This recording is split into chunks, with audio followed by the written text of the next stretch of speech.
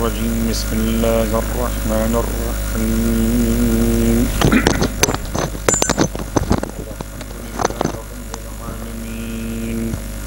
الصلاة والسلام على أشرف الأنبياء والمرسلين سيدنا أبي القاسم محمد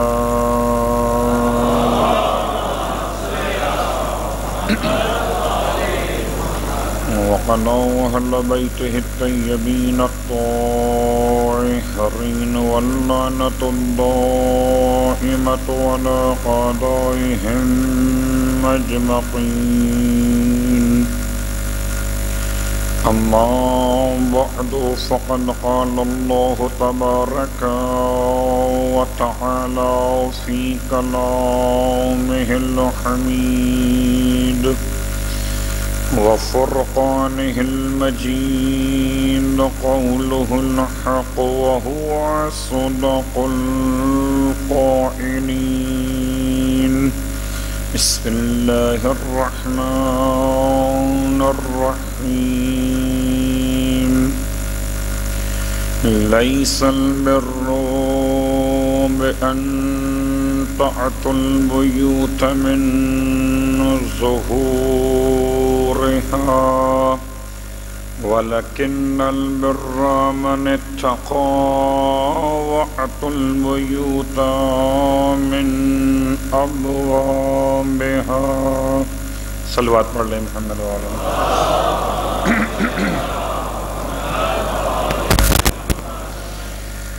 تمام تعریفیں شہیدوں کے پروردگار کے لیے اور تمام ہدیہ درود و سلام شہیدوں کے سید و سردار ان کے آباء و اجداد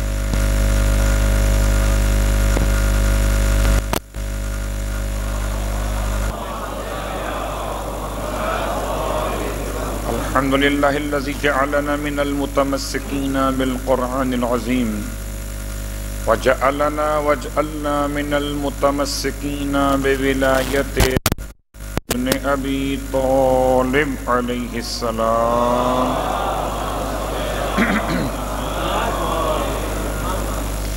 عظم اللہ اجورنا واجورکم بمصابنا بالحسین علیہ السلام وجعلنا وإياكم إن شاء الله من الطالبين بثأره مع وليه الإمام المهدي من آل محمد عليهم السلام.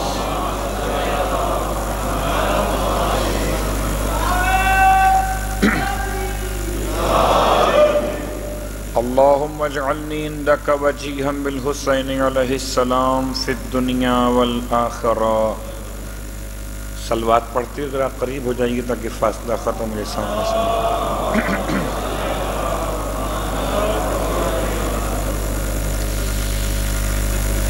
خداوند عالم کا لطف و کرم ہے کہ اس نے کل کے بعد سے لے کر آج تک سانسوں کو برقرار رکھا. اگر روک دیتا کیا کر لیتے. اس کا لطف و کرم ہے کہ اس نے صحت کی دولت سے مالا مال کیا. بیمار ہوتے تو یہاں کیسے آتے. اس کا فضل و کرم نہیں تو اور کیا ہے کہ اس نے عافیت عطا فرمائی. اگر مشکلات میں گھرتے تو یہاں کیسے آتے.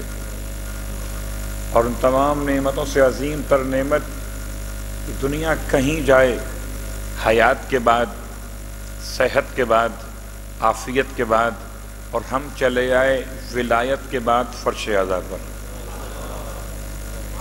خدا کا احسان لطف و کرم. پروردگار ہم میں اتنی مجال نہیں کہ پورے بھرے گھر کا پرسہ پیش کر سکیں.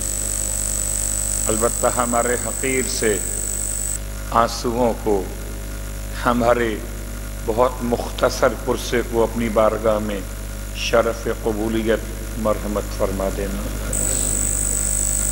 روز 12 محرم ہے. اور یقیناً آپ اور ہم جمع ہوئے کہ اس گھرانے کے لیے ماتم برپا کریں جس گھرانے سے ایک دن میں، یوں کہوں کہ ایک پہر میں اس طرح سے لاشیں اٹھائی گئیں کہ رہتی دنیا میں اس کی کوئی مثال نہ ماضی میں ہے اور نہ کربلا کے بعد تا قیام قیامت تک ممکن ہو سکے گی۔ ہر سن و سال کی شہادتیں، 6 مہینے کے شہزادے سے لے کر اور 90 سال سے ضعیف العمر افراد کی شہادتیں، غصہ اور تعزیت کے ماحول میں چند جملے۔ بہرحال فلسفہ سویم یقیناً ایک موضوع اپنے مقام پر صاحبان ایمان کے لیے محترم، البتہ اس مجلس کا عنوان سویم بھی، اس مجلس کا عنوان مجلس زیارت بھی، اس مجلس کا عنوان مجلس تعزیت بھی۔ عرب میں اسے تعزیت کہتے ہیں، بعض اردو بولنے والوں میں اسے زیارت کہتے ہیں، اور عام طور پر صاحبان ایمان اردو زبان والے اسے سویم شہیدان کربلا کے نام سے یاد کرتے ہیں۔ ان تینوں ناموں کی وجوہات پر تھوڑا سا تذکرہ کریں گے۔ صلوات پڑھ لیں محمد و آل محمد۔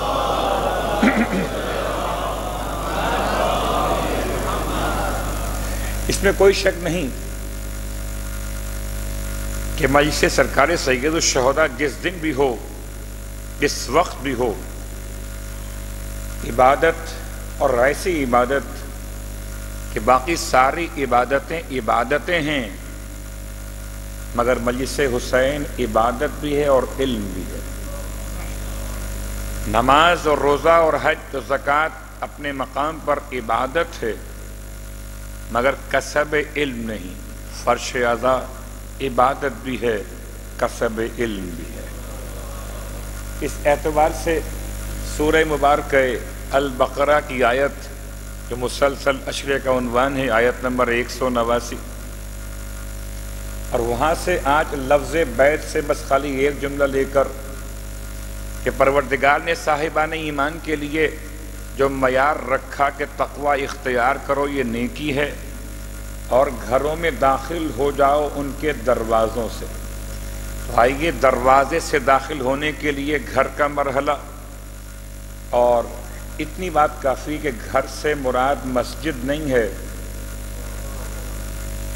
گھر سے مراد مسجد نہیں ہے۔ دلیل اتنی کافی ہوگی کہ قرآن مجید فرقان حمید نے مسجد کو الگ بیان کیا، جہاں لفظ مسجد ہے وہاں مراد مسجد، اور مسجد کی تعریف یہ کہ مسجد کی 4 دیواری تو ہوتی تھی، مگر مسجد میں چھت کا تصور نہیں تھا۔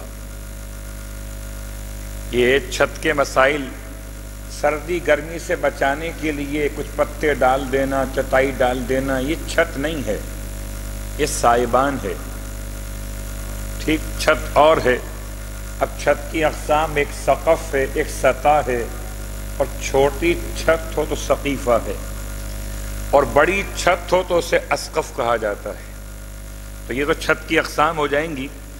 مسجد عبادت خدا کی وہ جگہ، وہ محل، اس میں 4 دیواری ہو اور زیر آسمان دعا مانگنے کا ایسا ماحول ہو کہ چھت رکاوٹ نہ ہو۔ صلوات پڑھ لیں محمد و آل محمد۔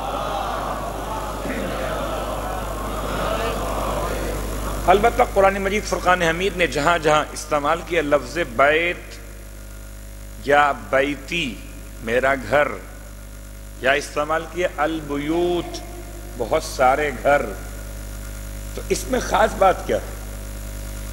اس میں خاص بات یہ کہ گھر سے مراد وہ گھر جس میں 4 دیواری بھی ہو اور چھت بھی ہو۔ تو یہ مسجد تو نہیں ہے۔ جب مسجد نہیں ہے پھر کون سا گھر محترم ہے؟ سورہ مبارکہ النور، جہاں خدا نے اپنی ذات کے نور کو بیان کیا، اور ایسا بیان کیا کہ بیان کرتے کرتے کبھی استعمال کیا چمکتے ہوئے شیشے کے عنوان سے، کبھی استعمال کیا روشنی پہنچانے والے چراغ کے اعتبار سے، کبھی مشکات کہا، کبھی اس میں زیتون کا ذکر کیا، اور پھر اس کو لا کر ملا دیا فی بیوتن۔ یہ چراغ کہاں پر؟ یہ ایسے گھروں میں ہے، تو مسجدوں میں نہیں، گھروں میں ہے، کہ جن کی تعظیم کا خدا نے حکم دیا ہے۔ انہی گھروں میں گھر فاطمہ الزہرا سلام اللہ علیہا بھی شامل ہے۔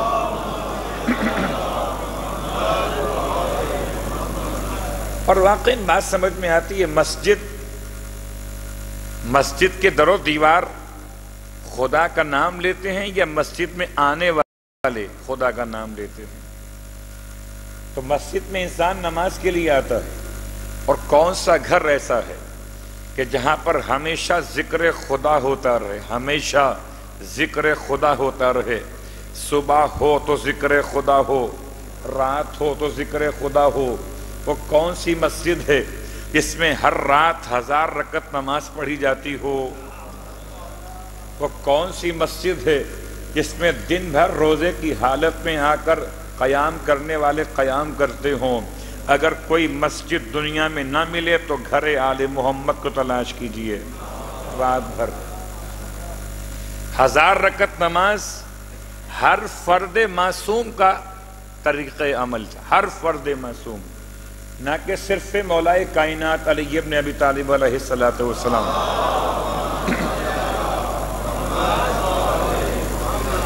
ہر امام، ہر حجت خدا نے ہر رات میں 1000 رکعت نماز۔ تو آئیے فضائل سے اپنے لیے کچھ سبق حاصل کریں۔ ہر رات 1000 رکعت نماز، اور آج اتنا کمزور ہو گیا مومن کہ 1000 رکعت نماز تو بہت دور، رکعت 11 رکعت ہو تب بھی پڑھنا مشکل سا لگتا ہے۔ کوئی آسان طریقہ بتا دیجئے کہ نماز تو پڑھنا ہے اپنے مقام پر، لیکن اگر 1000 نہ پڑھ سکو تو کم از کم جو واجبات ہیں، جو تاکید کے ساتھ مستحبات ہیں، ان کو انجام دو۔ پھر ایک تسبیح ہے سیدہ فاطمہ الزہرا سلام اللہ علیہا،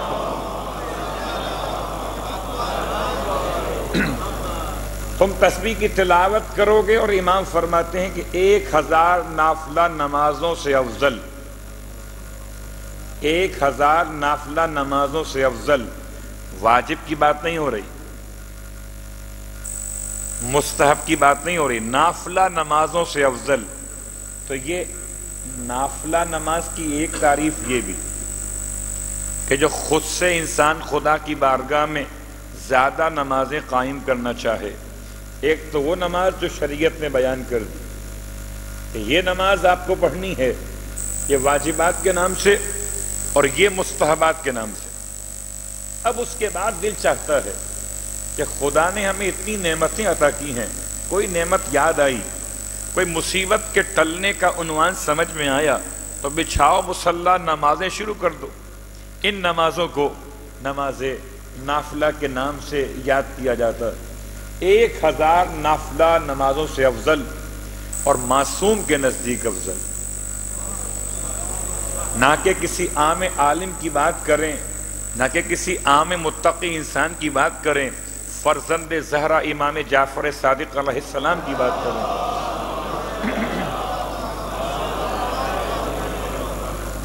اب اگر معصوم نے اسے افضل کہہ دیا ہے تو یقیناً معصوم کے پاس جو معیار ہے وہ کسی کے پاس معیار ہو نہیں سکتا۔ تو گھر اور گھر کے بعد سے لے کر گھر والوں کی عبادت کا عنوان ہے۔ اور یقیناً اب آپ کے ذہن میں یہ بات بھی آ رہی ہوگی کہ کیا روزے کا ثواب بھی ایسا ہے جو مل سکتا ہے؟ نافلہ نمازوں کے عنوان سے تو معصوم نے بیان کر دیا، تو خدا نصیب کرے مکہ المکرمہ کی زیارت۔ مکہ المکرمہ میں انسان کے لیے بر روایت امام سید سجاد علیہ السلام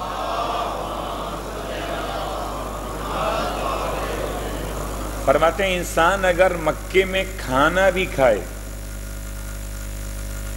تو مکے کے علاوہ باقی شہروں میں جو روزے کا ثواب ملتا تھا مکے میں اسے کھانا کھانے پر بھی ملے گا۔ تو یہ تو بات تھی کہ وہ مکہ المکرمہ، لیکن ہم اور آپ تو یہ ثواب حاصل کیسے کریں گے؟ تو امام فرماتے ہیں کہ جب انسان کھانا کھانے کے بعد شکر خدا ادا کرتا ہے، کسی شہر میں ہو، کسی شہر میں ہو، اپنوں کے شہر میں ہو کہ کسی غیر کے شہر میں ہو، جب کسی شہر میں انسان کھانا کھانے کے بعد شکر خدا کو ادا کرتا ہے تو شکر خدا کے ادا کرنے کا ایک ثواب یہ بھی ہے کہ خدا اسے روزے دار کے ثواب کے برابر اجر عطا کرتا ہے۔ تو ہو سکتے ہیں صائم الدہر ثواب کے اعتبار سے۔ راستہ تو اور بھی ہے۔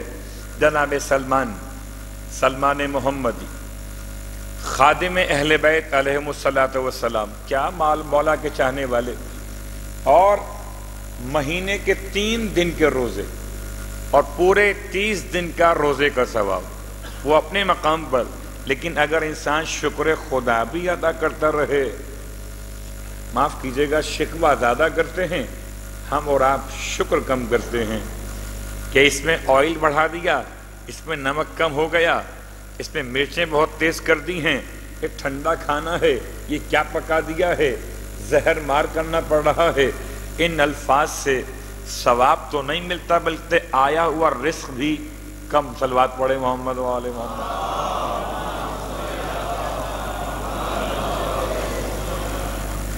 تو یہ تو ذرا سا ایک تمہید کا مرحلہ تھا کہ اہل بیت کے گھرانوں سے تمسک اختیار کرنے کے بعد فرش عزا، کسب علم بھی اور عبادت بھی۔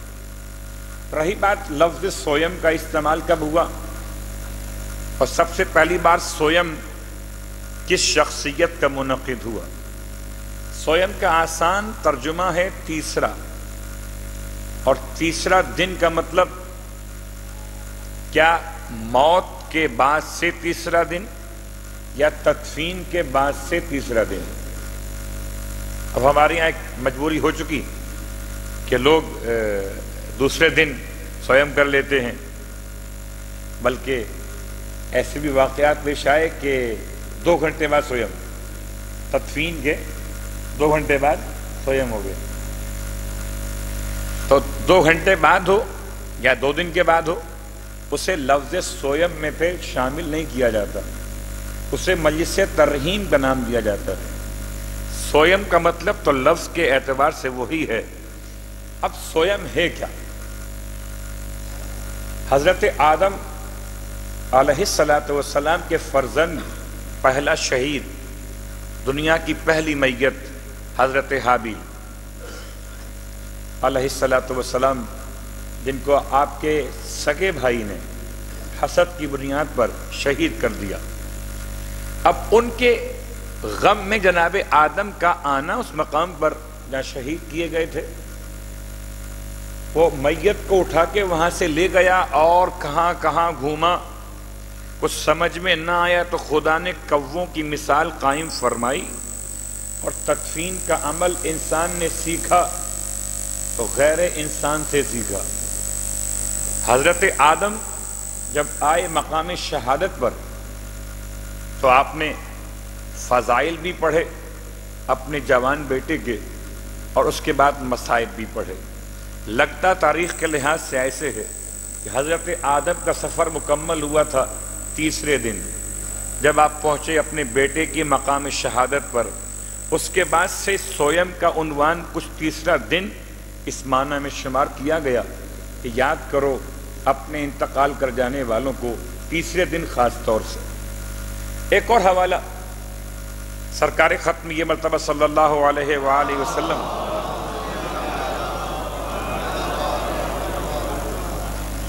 کی روایت کے اعتبار سے علماء اکرام کے فتاوی حدیث کی مناسبت سے کہ جب کسی گھر میں میت واقع ہو جائے تو 3 دن تک اس کے گھر میں کھانا پہنچاؤ۔ اس کے گھر میں بیٹھ کر کھانا کھانا مکروہ ہے۔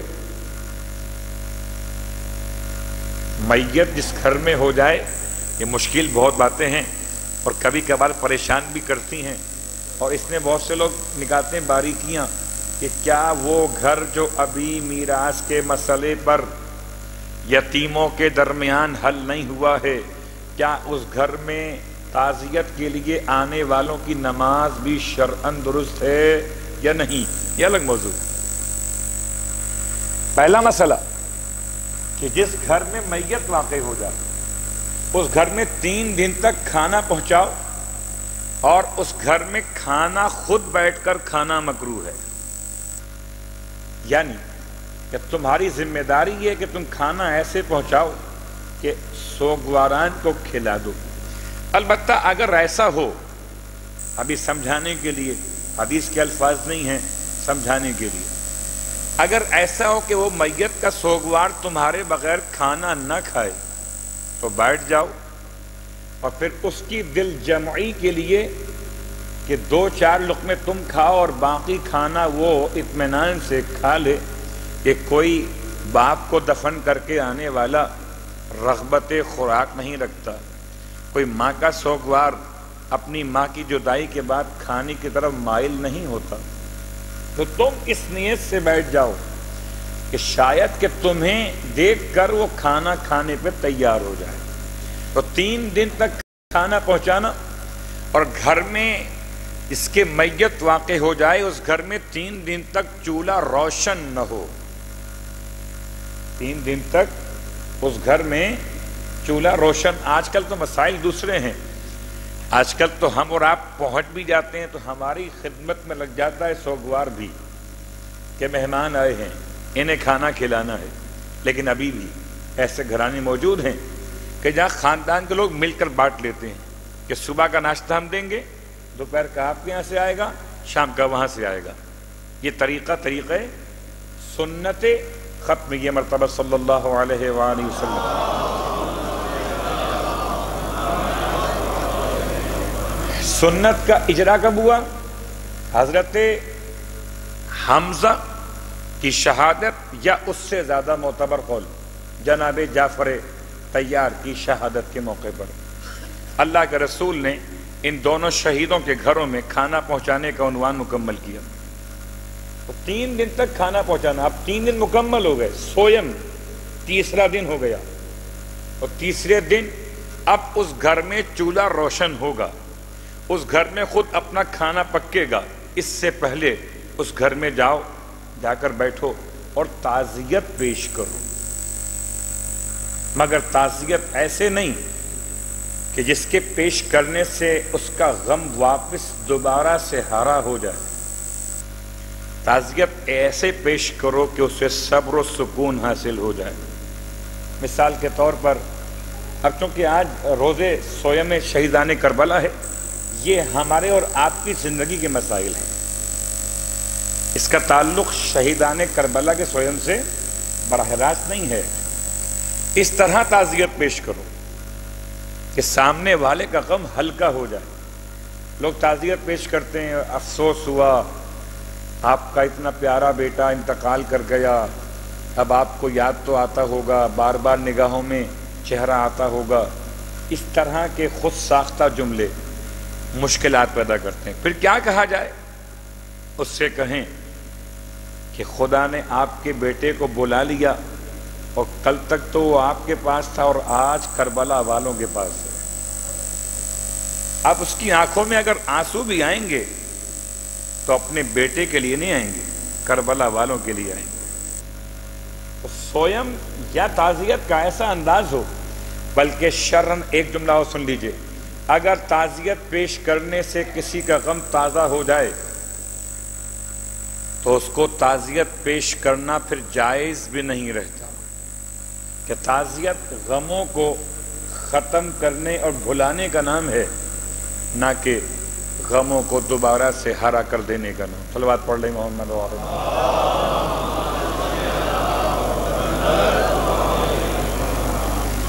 تو یہ تو وہ تمام تھی باتیں کہ جو متعلق سویم، لفظ سویم۔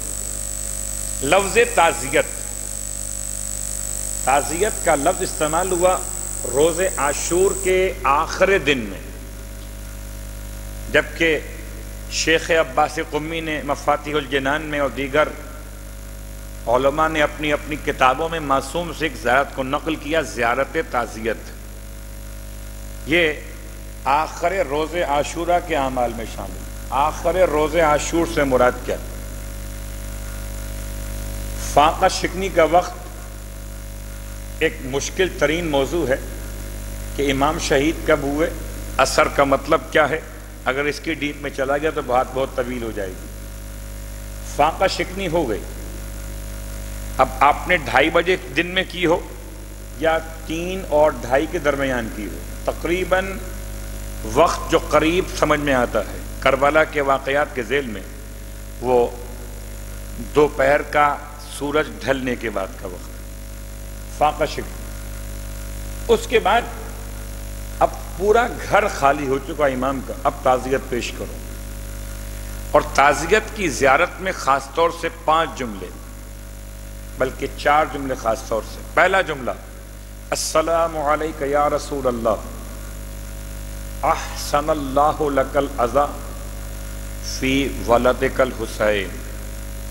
اے اللہ کا رسول، آپ پر سلام ہو اور خدا آپ کو بہترین جزا دے۔ احسن اللہ، خدا بہتر کر دے آپ کے لیے، العزا فی ولدک الحسین، کہ آپ کو جو تعزیت پیش کرتے ہیں خدا اسے قبول فرما۔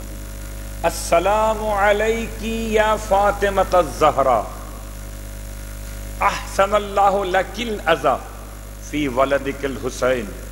السلام علیک یا امیر المؤمنین، احسن اللہ لک العزا فی ولدک الحسین۔ یہ 3 جملے جہاں پہ تینوں میں لفظ بیٹا استعمال ہوا، آپ کا بیٹا یا رسول اللہ، یا سیدہ آپ کا بیٹا، یا مولا کائنات آپ کا بیٹا شہید ہوا، ہم تعزیت پیش کرتے ہیں۔ اور چوتھا جملہ، السلام علیکہ یا ابا محمد الحسن ابن علی، احسن اللہ لکا، احسن اللہ لکا فی اخیک الحسین، آپ کے لیے تعزیت پیش کرتے ہیں، احسن اللہ لک العزا فی اخیک الحسین، کہ آپ کا بھائی شہید ہو گیا۔ یہ جملے تعزیت کے۔ تو 12 محرم کو تعزیت یقیناً، اور رہا سوال یہ کہ سویم میت کے بعد واقع ہو یا تدفین کے بعد، تو شریعت نے تو میت و تدفین میں فاصلے کو مکروہ خیال کیا، جتنا جلدی ہو سکے بلا فصل کام کیا جائے، کہ انتقال ہو اور بغیر کسی زحمت انتظار کے، سوائے اس معمولی انتظار کے اس میں نہلانا، کفن پہنانا، جو قریب کے لوگ ہیں ان کے جمع ہونے کا انتظار کرنا، جلدی کی جائے۔ التعجیل، جلدی کرو۔ جلدی کیوں کرو؟ اس لیے کہ یہ اپنی قبر میں پہنچے گا، تو قبر میں نہیں پہنچے گا، بلکہ اگر مومن ہے تو جنت کے باغ کے اندر پہنچے گا۔ تو اب تمہیں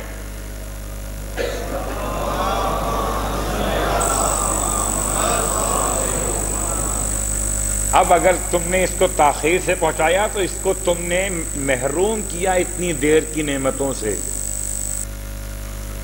بہت تھکا ہوا، اتنا تھکا ہوا کہ روح کا جسم سے نکلنا، جسم کا ٹوٹ جانا ہے، اسے جتنا جلدی ممکن ہو اسے اس کے آخری قیام گاہ تک پہنچا دو۔ تو سویم عام طور پر انتقال کے وقت سے شمار کیا جاتا ہے، وقت میت سے، البتہ بعض لوگ شمار کر لیتے ہیں وقت تدفین سے۔ اور اب آئیے آخری لفظ باقی رہ گیا ہمارے پاس، وہ ہے مجلس زیارت۔ یہ کیا ہے؟ محرم کی 12 تاریخ کو اس کا عنوان کیوں ہے کہ زیارت کا مطلب یہ کہ امام سید سجاد علیہ السلام لوٹ کے واپس کربلا آئے تھے،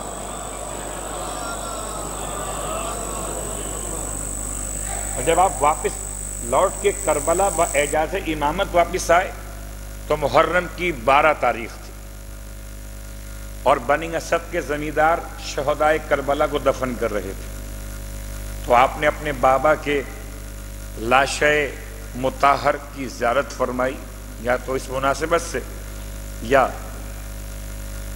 محرم کی 11 تاریخ کو قافلہ جب کربلا سے روانہ ہوا تو ہر بیوی نے اپنے شہید کی لاش کی زیارت کی ہے، اس کی مناسبت سے مجلس سے زیارت کی۔ تو یہ اپنا اپنا انداز ہے، یا بعض علاقوں میں 12 محرم کو عزاخانے بڑھائے جاتے ہیں، تو آخری مجلس سے زیارت کر کے عزاخانے کو بڑھا دیا جاتا ہے۔ یہ تمام وہ باتیں ہیں جو ممکنہ طور پر معاشرے میں سمجھ میں آتی ہیں ان الفاظ کے ذیل میں۔ رہی بات پرسہ اور تعزیت کے عنوان سے، تو سویم اس کا ہوتا ہے اس کو کفن مل گیا، مطلب دفن کیا گیا ہو، لیکن ہر اس میت کا سویم جیسے کفن ملے دفن ہو جائے صرف ایک مرتبہ ہوتا ہے۔ بہت بڑی شخصیت، بڑا نام ہے، بڑا تقویٰ ہے، لیکن سویم ایک مرتبہ ہوگا۔ سلام شہیدان کربلا، سویم ہر سال ہوتا ہے، ہر سال۔ جسے کفن بھی نہ ملا اس کا سویم ہر سال۔ اللہ اکبر۔ ماتم دارو، خدا آپ کو کوئی غم نہ دے، اور جب سویم ہوتا ہے تو آپ کیا کرتے ہیں؟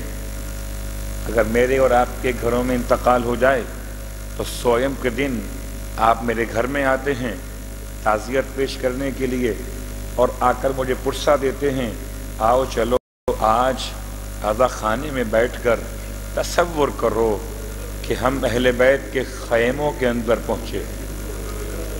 تصور کرو کہ پرسہ لینے والی ہستیاں کون ہیں، پرسہ دینے والے ماتمدار ہم جیسے گنہگار لوگ۔ اور اب سویم اگر کسی ایک جوان کا ہو تو خالی اس جوان کا ذکر ہوتا ہے، اس کی بہن کو پرسہ دیں خواتین جا کر، اس کے بھائی کو پرسہ دیں مرد جا کر، اس کے باپ کو پرسہ دیں، لیکن رونے والوں جس گھر میں 72 جنازے اٹھے ہوں، اب یہ سویم ایک کا نہیں، سویم 72 کا ہے۔ اور بات یہ ہے کہ جس پر رونے والے موجود تھے وہ تو اپنے مقام پر اس کا ماتم ہوا ہے، لیکن کربلا کے شہیدوں میں بعض ایسے بھی ہیں جن کا رونے والا کربلا میں کوئی نہیں تھا۔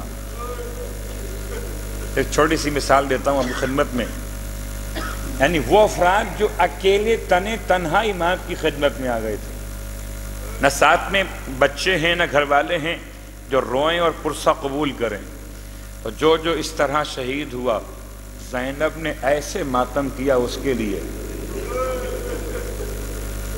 ایک حبیب ابن مظاہر گھر سے تو اکیلے آئے تھے نا، اہل خانہ ساتھ میں نہیں تھے، بچے ساتھ میں نہیں تھے، تو اب کون روئے گا حبیب کے اوپر؟ زینب نے ایسے ماتم کیا جیسے کوئی بہن اپنے بھائی کا ماتم کرتی ہے۔ اور حر ابن یزید الریاحی توبہ گزار ہے، شرمندہ اور نادم ہے، اور امام نے اسے معاف کر دیا ہے، اور اب وہ آیا اپنے بیٹے کا ساتھ ضرور ہے، مگر ایک قول کے اعتبار سے جب اس کی شریک حیات کا کوئی تصور روایت میں اس مقام پہ نہیں ملتا کہ رونے والوں میں شامل ہو، تو کون روئے گا حر کے لیے؟ کون ماتم کرے گا حر کا؟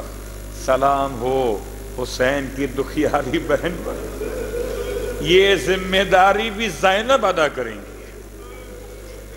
آؤ ماتم دارو پرسہ پیش کرو کہ سویم کا روز ہے، اصغر کی دکھیاری ماں بیٹھی ہوں گی کہ میرے 6 مہینے کے لال کا پرسہ دینے والے، ہاں بی بی تیسرا دن ہے، 12 محرم ہے، 10 محرم کو بیٹا رخصت ہوا تھا، ہائے ابھی تو گود کی گرمی بھی کم نہ ہوئی ہوگی، ہائے وہ اصغر کتنا یاد آئے گا، کاش کہ اس کی نشانی باقی رہ جاتی، ظالموں نے تو گہوارہ بھی چھین لیا، جلا دیا۔ کہتے ہیں کہ نشانی اصغر بھی ماں کے پاس نہ رہی، آؤ پرسہ پیش کرو عباس علمدار کا۔ ہائے کس کو پرسہ دو گے؟ کربلا میں دو گے، زینب کو دو گے، مدینے میں دو گے، ام البنین کو دو گے؟ عباس کا پرسہ، کٹے ہوئے ہاتھوں کا پرسہ، ہائے سر مقدس کا پرسہ، جس جسم کو اٹھایا نہ جا سکا، اس جسم نازنی کا پرسہ، اجرکم اللہ۔ پرسہ پیش کرو گے تمام شہیدان کربلا کا ایک ایک کر کے۔ اب دل چاہتا ہے کہ خاص جملہ بیان کروں کربلا کے میدان سے۔ کربلا کے میدان سے تمام تر لاشوں کو اٹھانے کے لیے امام خود ہر مرتبہ میدان میں گئے تھے، حالانکہ بہت شدید گرمی تھی۔ میرا مولا 3 دن کی پیاس کی شدت میں تھا، مگر جس نے جب آواز دی، چاہے آواز دینے والا حبشی غلام ہی کیوں نہ ہو، آواز دینے والا جوان علی اکبر ہی کیوں نہ ہو، امام ہر مرتبہ آواز کے ساتھ ساتھ میدان کربلا میں آئے۔ اور بھی تھے ساتھ آنے والے، امام نے مگر گوارا نہ کیا کہ امام خود سے کسی کے لیے نہ جائیں، ہر ایک کو اٹھانے کے لیے پہنچے۔ لیکن واہ غربتا، ایک اکیلا زہرا کا لال تھا جس کو اٹھانے والا کربلا کے میدان میں کوئی نہ تھا۔ رونے والوں، سب کو اٹھا لیا، حبشی غلام کو بھی اٹھا لیا جان، ارے اٹھا لیا دوستوں کو، حبیب مسلم ابن اوسجا اٹھا لیا، نہ بھانجوں کو بھی، اے اون محمد، نہ رہا اٹھانے والا زہرا کے لال کا میدان کربلا، فاطمہ زہرا کا لال۔ رونے والوں آج خاص طور سے سویم کا دن ہے نا، خاص طور سے شہیدوں کے سردار کا پرسہ پیش کرو جناب زینب کبریٰ کی بارگاہ میں۔ ہائے زینب، کتنا بڑا امتحان تھا بیوی کا، اتنا بڑا امتحان تھا کہ اتنا مشکل امتحان خدا نے نہ کسی کائنات میں کسی سے نہ لیا، اور ایک جو گردن کو کٹتے ہوئے دیکھا تو بس زینب کبریٰ نے دیکھا۔ خدا کسی بہن کو بھائی کا حالت ذبح نہ دکھائے، وہ بلند ٹیلے پر زینب کا جانا، وہ خنجر خونخوار کا چلنا، وہ زینب کا فریاد بلند کرنا، وہ زینب کا آواز دینا، وہ بسر ساتھ تو دیکھ رہا ہے میرا بھائی بے گناہ ذبح ہوا جاتا ہے۔ کہتے ہیں عمر سعد نے منہ پھیر لیا جناب زینب کی طرف سے، جملہ سنیں گے زینب کو روکا کیسے جائے؟ 2 جملے ملتے ہیں، یا تو بی بی غش کھا کے گر پڑی، یا حرملہ کا تیر چلا زینب کبریٰ کو خاموش کرنے کے لیے، پیشانی زینب پر لگا، غش کھا کے گر پڑی، ہوش آیا تو خون بہتا جاتا تھا، زینب جانب خیام جاتی تھی، شانہ ہلایا، بیٹا سجاد اٹھو کہ منادی کی ندا آتی ہے، اٹھو کہ آندیاں چلتی ہیں، اب جو میرا مولا بستر سے اٹھا، سہارا لیا، خیمے کا پردہ اٹھا کر جو دیکھا جانب آسمان، ارے بابا کا سر نو کے سینہ پر بیمار جھک گیا، السلام علیکہ یا ابا عبداللہ، السلام علیکہ۔